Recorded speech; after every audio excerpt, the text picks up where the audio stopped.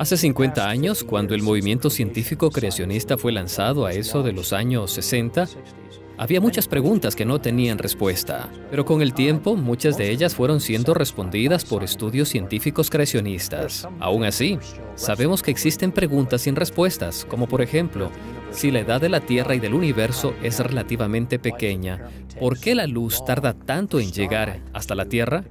Existen diferentes investigaciones en búsqueda de esta respuesta. Somos conscientes que no tenemos todas las respuestas y sinceramente pienso que hay cosas en la Biblia que solo las entenderemos cuando lleguemos al cielo.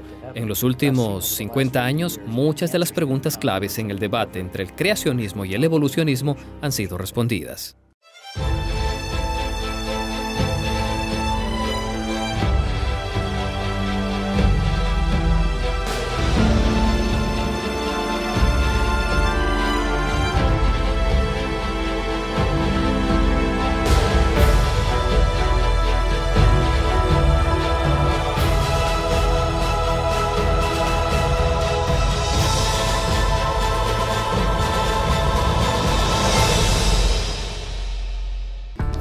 Bienvenidos nuevamente a este segundo programa de la serie Orígenes en Evidencias.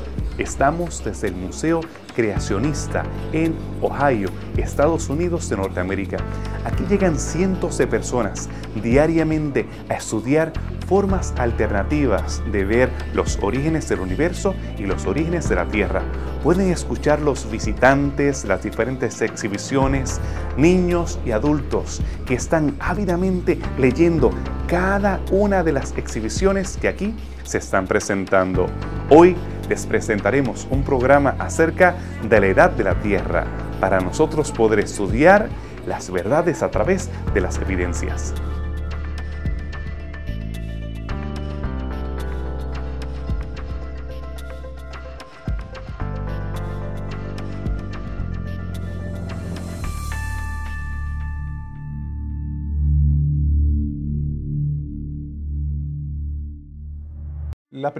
Los primeros intentos que se hicieron para fechar la Tierra, pudiéramos datarlo allá a la época de Lord Kelvin, en donde él es un físico, ¿verdad? Fue un físico que desarrolló una escala de temperatura. Conocemos los grados Kelvin. Y Kelvin miró la temperatura del planeta y trató de mirar la corteza terrestre mirando gradientes de temperatura a lo largo del núcleo de la Tierra. Bueno, obviamente no puedes llegar al núcleo, pero profundidades de la Tierra, ¿no? Y viendo cómo era ese gradiente de temperatura. Porque como parte de la teoría del Big Bang, pues la Tierra comenzó a enfriarse y los planetas comenzaron a enfriarse. Y entonces mirando ese gradiente de temperatura, él podía tratar de extrapolar cuánto tiempo llevaba el planeta. Creo que él dio unos 100 millones de años por allá. Diciendo, bueno, la Tierra lleva como 100 millones de años. Pero él no se dio cuenta de que habían unas variables que no había tomado en consideración. Ese fluido muy denso que la Tierra tenía le dañaba sus ecuaciones y no estaba considerado en los modelos que él planteaba. Para el año 1949, el científico Willard Levy estuvo evaluando la posibilidad de búsqueda de alternativas para poder contestar ciertas interrogantes, de poder dar cronológicamente una edad a ciertos eventos que ocurrieron en un pasado. Ellos tienen que buscar alguna forma cómo poder explicar y enlazar ciertos eventos de forma cronológica para poder justificar la teoría del naturalismo y poder derrocar la teoría de la creación. Durante sus hallazgos, sus experimentos, su búsqueda de información, él pudo encontrar básicamente 3 metodologías básicas que ayudaron a desarrollar la cronología de los eventos y la edad de las rocas. Los científicos continuaron refinando los métodos que utilizaban para poder datar la Tierra. ¿Cuáles fueron algunos de esos métodos? ¿A qué conclusiones llegaron? ¿Cómo ellos pudieron seguir afinando la forma precisa en que databan la Tierra? Surgieron varios métodos desarrollados por los científicos de esa época para poder medir, buscar ese espacio, ese gap que había, ese interfase que había entre varios eventos geológicos y varias edades cronológicas que no tienen explicación, para ellos poderle darle forma y valor a la teoría del naturismo. ¿Qué resulta? Ellos desarrollan este método de radiación carbono 14. Este método de radiación carbono 14 es sencillamente, tenemos CO2 en el espacio, en el aire, lo que respiramos día a día tú y yo, cuando es atacado literalmente por la radiación, el carbono 14 tiende a descomponerse, a inestabilizarse, bajándose a un nivel de nitrógeno. Una vez se estabiliza ese nitrógeno, comienza a aflorar una serie de partículas las cuales se adhieren a los diferentes elementos, roca, madera, cualquier cosa que usted quiera medir la edad cronológica. Una vez se estabiliza todo esto, esta aflorado de partículas, entonces podemos medir a través del método de carbono 14 la edad cronológica de cualquier ser, de cualquier partícula, de una roca, de un pedazo de madera, de cualquier objeto que esté impregnado con esas partículas que surgieron de la descomposición del nitrógeno. Básicamente surgieron dos métodos adicionales, que es el potasio de argón y el plomo de uranio. Estos dos métodos básicamente lo que hacen es medir, datar cronológicamente la edad de varios elementos, madera, vida orgánica, hueso, cualquier objeto que se encuentre en la corteza de la Tierra, inclusive la roca. Son métodos básicamente iguales. Lo que hace es medir la descomposición del elemento principal durante la inestabilidad, depositando unas partículas sobre la madera o el objeto que usted quiera cronometrar, y automáticamente usted puede leer la edad cronológica de estos elementos. Por otro lado, la objetividad que se le adjudicaba a estos métodos no siempre era tan pristina como se pretendía. ¿Cuáles fueron algunos de los problemas que tuvieron algunos de estos métodos? ¿Qué implicaciones tenían sobre las investigaciones y las conclusiones que así tenían? Muchas personas, cuando oyen al respecto de la edad de la Tierra, lo asocian a lo que llamamos de métodos de datación. Existen varios métodos de datación, como por ejemplo el método de potasio. Todos son considerados científicos y tienen el fin de determinar la edad de las cosas. Existen centenas y centenas de procesos por los cuales esto es llevado a cabo y que tienen obviamente el fin de determinar la fecha o la edad de lo que se está observando. Ahora, al finalizar estos procesos, vemos que menos del 10% de ellos revelan que la Tierra tiene una edad mayor a 1.000 millones de años. O sea, que 90% fechan a la Tierra con menos de 1.000 millones de años. Solamente una pequeña parte de ellos fechan nuestro planeta como en 4.5, 4.6, 4.8 mil millones de años, lo que no comprueba que realmente sea la edad de la Tierra. Lo que estos estudios hacen es agarrar un proceso que sirve para medir en el presente, como el fechado radiométrico de isótopos, y con esto empiezan a suponer cómo las cosas sucedieron en el pasado. Ahora, si usamos estos procesos solo para el presente, eso sí sería ciencia de verdad, pero nunca tomar estos métodos y empezar a hacer suposiciones sobre el pasado, pues estaríamos caminando hacia afuera de lo que es la verdadera ciencia. Bueno, hay una serie de cosas que se asumen. Se asume que la composición es la misma, que los eventos que dan origen al decaimiento de la materia es la misma. Tienes que partir de unos asumidos. Y una de las cosas que a mí más me llama la atención es el hecho de que estamos haciendo lo que se conoce como en ciencia como extrapolando. O sea, tenemos unos puntitos en la gráfica y con estos puntitos en la gráfica tratamos de buscar hacia dónde se dirige el tiempo, ¿no? Interpolar es tomar los puntos en la gráfica y mirar, predecir un punto interno dentro de esa gráfica, pero ya tienes los márgenes. Cuando se extrapola, se sale de la gráfica mirando hacia una inclinación por una pendiente. Estamos hablando de millones de años, miles de millones de años. Por ejemplo, en Hawái, en una ocasión se levantó una muestra de roca. Fue sometida a lo que se conoce el método de potasio de argón. Hablamos ahorita sobre este método. Y luego que terminamos el análisis completo del potasio de argón sobre una roca, una muestra de roca volcánica, encontramos que ella aproximadamente tenía una edad cronológica de 160 a 3.000 millones de años. Eventualmente, un círculo de científicos creacionistas levantaron la misma muestra de roca, buscaron la información histórica sobre la actividad volcánica de ese punto en específico y encontraron que la erupción volcánica ocurrió en el año 1801, lo cual significa que había una desviación básicamente de aproximadamente de 2 a 3.000 millones de años, lo que básicamente nos dice que no hay una certeza en la utilización de esta metodología de radiación carbono 14, de potasio de argón y las otras pruebas que hablamos anteriormente. De esta manera concluimos la primera parte de este programa acerca de los estudios sobre la edad de la Tierra. Desde aquí, desde el Museo de Cincinnati, en Ohio, donde hemos podido ver estas diferentes exhibiciones relacionadas al origen de la Tierra, origen del universo y en este caso acerca de la edad de la misma. Le invitamos a regresar después de esta pausa para escuchar cómo nosotros podemos comparar y contrastar la ciencia naturalista con la ciencia creacionista. ¿Qué relación tiene este libro antiguo de la Biblia que habla acerca de los orígenes y habla acerca también de la edad de la Tierra con lo que los científicos han descubierto hoy? Les invitamos a permanecer con nosotros después de esta pausa.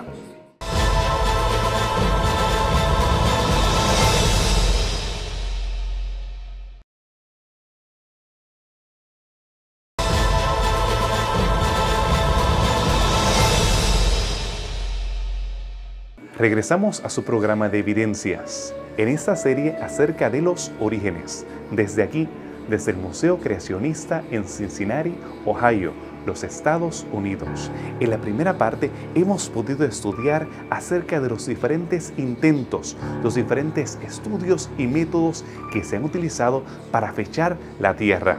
El fechado radiométrico ha llegado a ser un pilar para muchas de las teorías y modelos que conocemos hoy. ¿Qué importancia tiene el mismo? ¿Qué implicaciones tiene su veracidad o su falsedad? ¿Cómo nosotros podemos ver en los diferentes estudios las presuposiciones que se hacen en base a los estudios radiométricos? Veamos las respuestas a estas preguntas. La importancia que tuvo esta invención es que los científicos del mundo o de la teoría naturista pudieron encontrar una base, un sustento para poder justificar el vacío que había entre edades de dos eventos geológicos, de dos rocas depositadas en diferentes ambientes, de diferentes elementos. Podían ahora datar, podían cronometrar, podían dar una fecha en específico de la edad de estos elementos. Y surge este nuevo método radiométrico que básicamente está fundamentado en la famosa teoría del carbono 14, del potasio de argón y del plomo de uranio. El fenómeno de la radioactividad trajo una aportación muy valiosa en esta área. Básicamente estamos hablando de los trabajos iniciales que hicieron Pierre Curie, Madame Curie, de hecho murió de cáncer por estar expuesto a la radiación. Y estos trabajos nos hablan acerca de que existe materia que pasa de un átomo a otro, o sea, de un elemento pasa a otro elemento, emitiendo en el proceso radiación. Esa radiación es lo que nosotros conocemos como radioactividad. Esos estudios nos trajeron evidencia en cuanto a que existe una manera de un tiempo, una media vida, que es lo que se conoce en este tipo de nomenclatura, ¿no?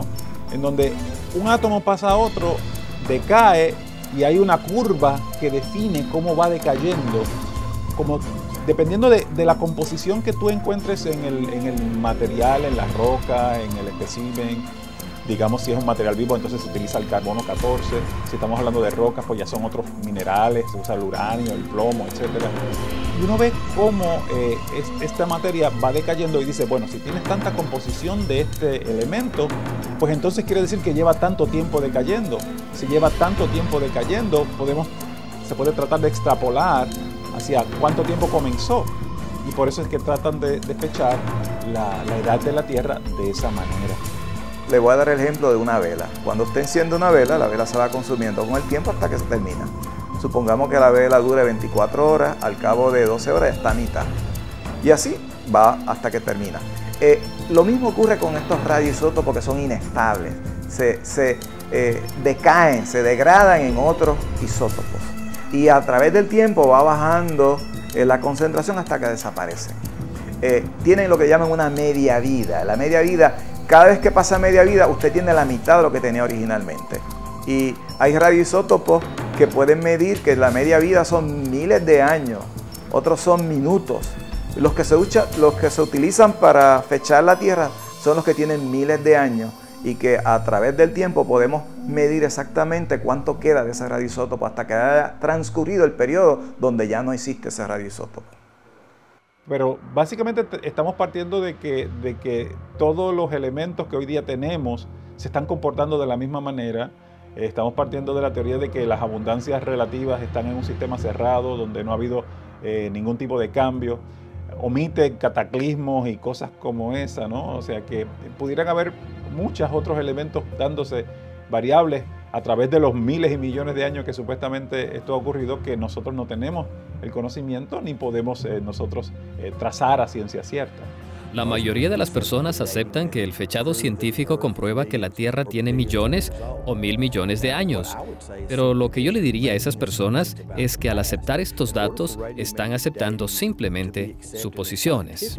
Para que el fechado radiométrico sea científicamente aceptable, por ejemplo, tenemos los radioisótopos de carbono que podemos mensurarlos hoy y tener resultados precisos. Pero cuando intentamos descubrir lo que sucedió en el pasado, no tenemos cómo mensurarlos correctamente. Sí o sí tenemos que hacer suposiciones. Tenemos que asumir que el elemento en estudio nunca sufrió ningún tipo de contaminación. Tenemos que asumir que en el origen del planeta Tierra este elemento nunca sufrió alteración o mutación. Y tenemos hoy en día varios ejemplos de materiales que, al ser analizados, su edad histórica difiere de los resultados radiométricos. Y es por eso que muchos se cuestionan si estos son los métodos más precisos para determinar la edad de la Tierra. Los resultados de esos estudios radiométricos se han utilizado de diferentes formas. En el caso del carbono 14 se ha implicado millones y millones de años. Sin embargo, los estudios demuestran que eso no es posible. Sin embargo, al estudiar algunos elementos, sí podemos ver que hay piedras que son viejas, extremadamente viejas. ¿Cómo los creacionistas pueden contestar esas preguntas? ¿Cómo se puede relacionar la ciencia creacionista con la ciencia naturalista? ¿Qué implicaciones tienen los estudios radiométricos sobre la Biblia y el estudio que hacen los científicos que creen que la Tierra es más joven? Primeramente, debo decir que tenemos varias especulaciones. La primera especulación es que usted puede especular con respecto al tamaño inicial de cualquier elemento o objeto que se esté investigando. Lo segundo es que hay que especular el ritmo o la forma como usted está haciendo esa prueba. Si utilizamos la metodología que tenemos sobre radiación carbono 14, potasio de argón y los otros, podemos determinar una cantidad de años y una edad cronológica de los diferentes eventos que ocurrieron en la Tierra, como la edad de las rocas.